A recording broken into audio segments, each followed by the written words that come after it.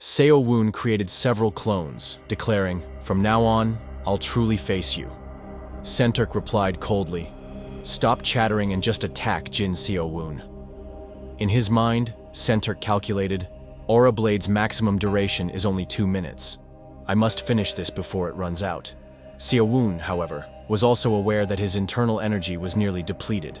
Centurk dashed toward him, swinging his sword, but failed to strike the real body. Instead, Seowoon appeared behind him and delivered a palm strike.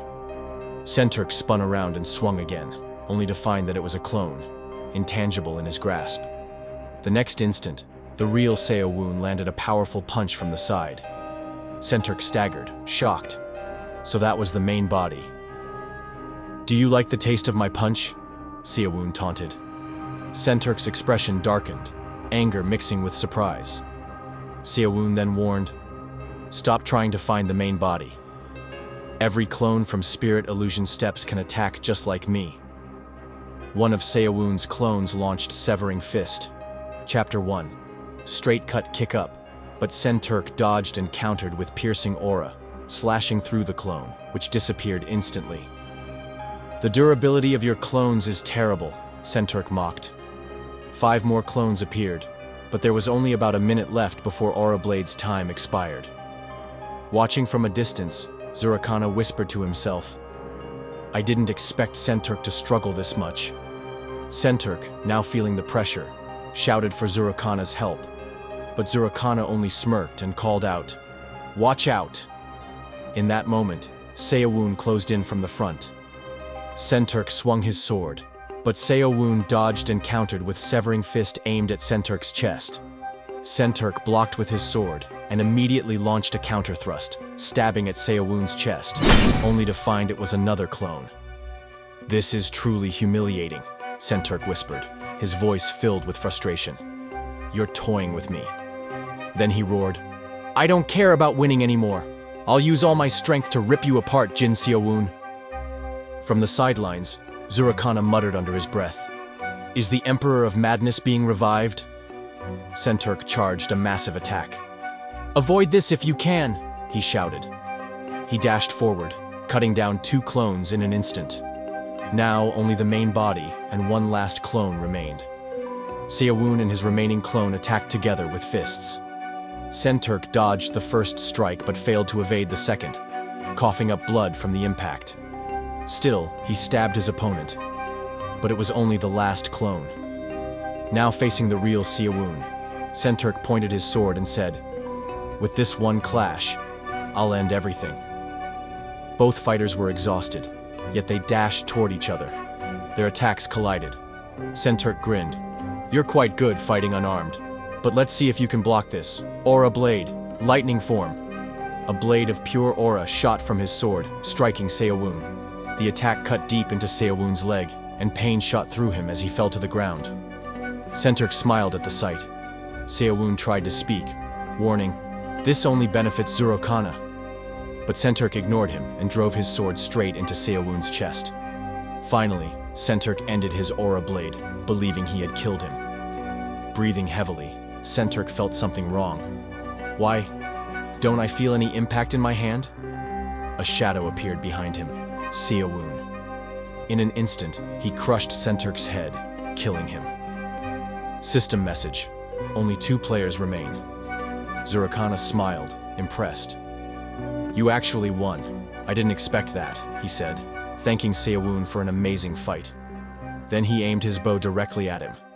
Seowoon met his gaze, tense. Zurocana smirked.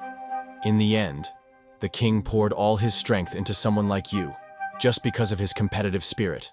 Now, go and die by my hand." He loosed an arrow. Seowoon's eyes widened, shocked by the speed of the incoming shot. Seowoon had already absorbed all of Centurk's internal energy. It wasn't as much as Namsa Guang's, but the vitality was still considerable, enough to face Zurocana head-on.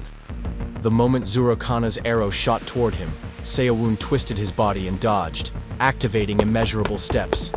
His form split into multiple clones, each leaping toward Zurocana from different angles. Even Zurocana's eyes widened in surprise, but his grin soon returned. He loosed another arrow. The shot cut into Seowoon's leg, sending pain shooting up his body. Seowoon's footing faltered, and both he and his clones tumbled off the cliff. Zurocana followed, landing effortlessly below. Seeing Seowoon writhing in pain, he smiled coldly. "I'll have to make sure you can't escape." "No!" Seowoon shouted, but Zurocana's next arrow pierced his hand. A scream tore from Seowoon's throat. How are you finding the real body?" he demanded through gritted teeth. With a smug grin, Zurocana replied, "Just a gut feeling." Seowoon lay on the ground, his body trembling from the pain, while Zurocana calmly aimed his bow at Seowoon's head. "I respect your effort. Coming this far," Zurocana said. "Respect my ass."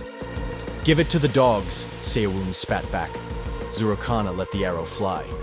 It struck true. System message. Zurocana has killed Jin Seowoon. Zurocana lowered his bow. "Is it over?" he muttered, as the world around them began to drain into black and white. Seowoon's vision shifted. He now stood before a massive TV-like screen, displaying his progress. "System, congratulations. You are among the final 2 players." Seowoon blinked in surprise. "Final 2? Then, what's the next game?" The system's calm voice explained the rules: killings, points, and rewards. He had earned 140 reward coins. "What can I do with these coins?" Seowoon asked. A shop window appeared before him, listing every item he'd encountered in the game. His eyes immediately locked onto Spirit Illusion Steps. 130 coins. "If I buy this, all my coins will be gone," he muttered. Before he could decide, the system added, "As one of the last 5 survivors, you have the chance to spin the roulette and draw a rare item. Your final ranking is 3rd place. You get 3 spins." A small smile tugged at Seowoon's lips. "If I'm lucky, I'll get the Cloak of Invisibility or Spirit Illusion Steps." The gacha wheel began to spin. "Stop!" he shouted, only to see it land on Askro Necklace. His face darkened. "Why this?" He still had 1 spin left. "Please, gods, Buddha, anyone," he prayed, and spun again. This time, Spirit Illusion Steps. Seowoon's eyes widened in joy. The system confirmed the acquisition and handed him the technique without taking his coins. "You saved me," he whispered. After finishing his shopping, the system's voice returned. "Well done. Good luck in the next game." When Seowoon opened his eyes again, he was back in the real world. The ring of subspace he had purchased was on his hand. "It's not a dream," he murmured. He picked up his bag and started walking, a small smile on his face. "My first game is over. On the surface, nothing much has changed. But..." He glanced at his ring. "I clearly heard it. There will be a next game." A steely light filled his eyes. "I'll be ready. And this time, I'll win." Returning to his apartment, he dropped his bag on the chair and sat in a lotus position. Unlike in the game, his dungeon felt completely empty. Did I spend all my internal energy in that last battle? He recalled Elder's words. Generally, internal energy is accumulated through chukki. Now that your dungeon has formed, focus there and you will naturally gather chi. Elder, if I just keep training, can I become as strong as you? The Elder's laughter echoed in his mind. Whether you're a useless wren or a baby stork, I wouldn't know. Seowoon inhaled deeply. This time, he could sense the flow of chi around him. 4 hours had passed. Seowoon was still sitting cross-legged in his apartment, trying to gather internal energy. The amount he managed to accumulate was pitiful, barely a trickle. Suddenly his eyes snapped open. He grabbed his chest, whispering under his breath, "It's so different from the game. At this rate, it'll take years to build up enough." He reached into his ring of subspace and pulled out the Book of Iron-Free Fist. "If only I had more useful martial arts techniques than this," he muttered. The thought of training for years just to fill his donjon made his shoulders slump. Then, "System, would you like to learn this technique?" Seowoon froze. The game system works here too? Before he could question it further, a blinding light burst from his room. Moments later, Seowoon found himself with the iron-free fist fully imprinted in his mind. Even so, without a full reserve of internal energy, the power felt incomplete. Opening his subspace again, he pulled out the Astro necklace he had gotten from the roulette. Out of curiosity, he bit it. His eyes widened. This weight, it's got to be worth at least 10 million won. A grin spread across his face. If I had 10 more of these, I'd be filthy rich. He rummaged through his inventory and found another useless item, one that granted the player a guaranteed year of good health. He tapped his chin. If I sell this to terminally ill rich people, I could make a fortune. The possibilities swirled in his head. This could be more than survival. It could be an incredible opportunity. His stomach suddenly growled. In the game, all I had was jerky. A short while later, Seowoon sat at a restaurant, ordering a simple set meal. When the steaming bowl of rice arrived, he took one bite, and tears welled up in his eyes. An elderly woman, the restaurant's owner, came over. Now, young man, don't cry. You're a man, aren't you? Seowoon, embarrassed, said between bites, "It's just so delicious. Thank you, Grandma." "Ha! Stop fooling around and clean your plate. Tell me if you need more," she said, patting his shoulder. As he ate, Seowoon thought, as expected, the time spent in the game doesn't affect reality. When he finished, he thanked her again. "All right, boy, come again, and stop whining next time," she replied with a chuckle. Later that day, he remembered something else he had bought. Pulling out the Ring of Strength, he wondered, will the stat bonuses work the same way here? The moment he put it on, his body felt light, overflowing with energy. He crouched and leapt into the air, landing easily. "Oh my God, my body's overflowing with power," he gasped, glancing around to make sure no one saw. If all the items worked in reality like they did in the game, then he had originally planned to slowly build up internal energy before using the next item, but temptation won. From his subspace, he retrieved the Elixir of Inner Sight, the most expensive item he'd bought. In the game, drinking it meant 3 hours of agony, feeling like fire was burning you from the inside. Without hesitation, he drank it.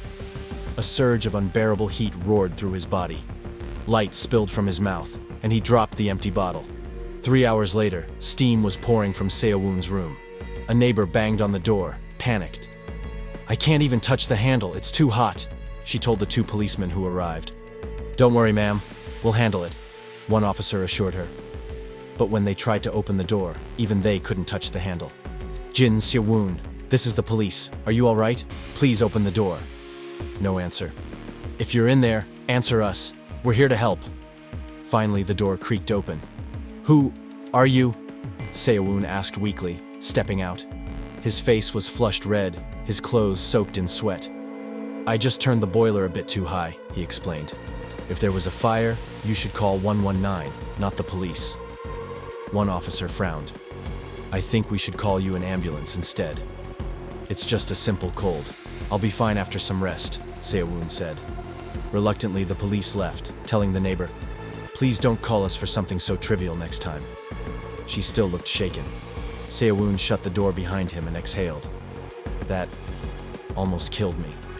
Without the White Supreme Banquet technique, he wouldn't have survived."